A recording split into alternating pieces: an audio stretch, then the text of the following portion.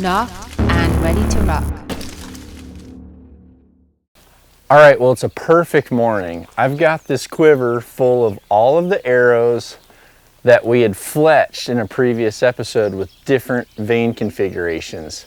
I've taken the first set and I've sighted in right here at a distance I'm comfortable with of 60 yards.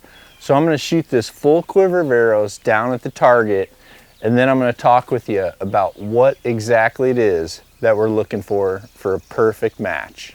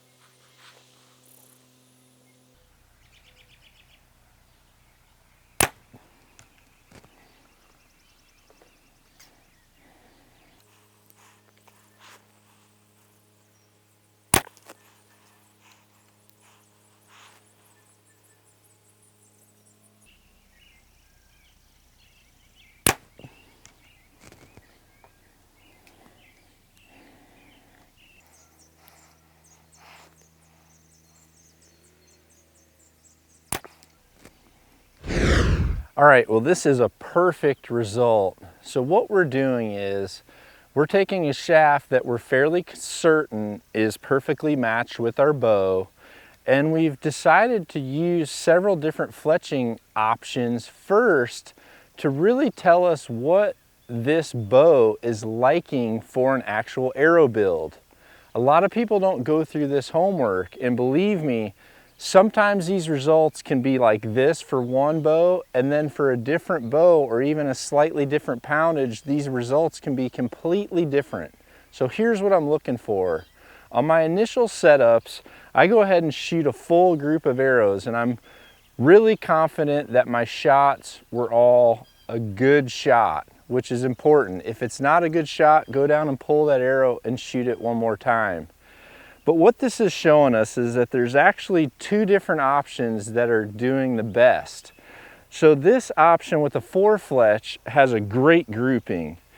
The option that has a 3-inch low profile vane also has a great grouping. Now on this 4-inch fletch for this particular matchup, it's giving me a vertical grouping. Now on the short high profile vane for this particular setup is giving me a horizontal grouping. So at this point, what I've done is I've narrowed down what type of fletching configuration that this exact setup, poundage, arrow build, including a lighted nock and the weight point that I want to use, this has narrowed it down to two options that are really going to get me in the ballpark before I do my initial final tuning with my rest. So this is a great, again, it's a starting point, it's a learning point. It allows us to narrow out things. Sometimes people go in a shop and they just grab the arrow that's right on the rack.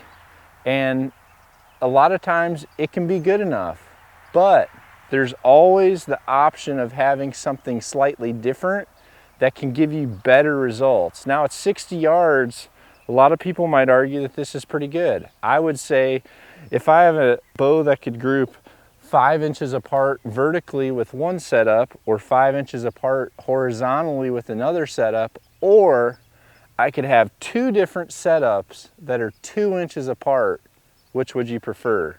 This is a great way to just eliminate things that might not match perfectly with the setup that you've chose.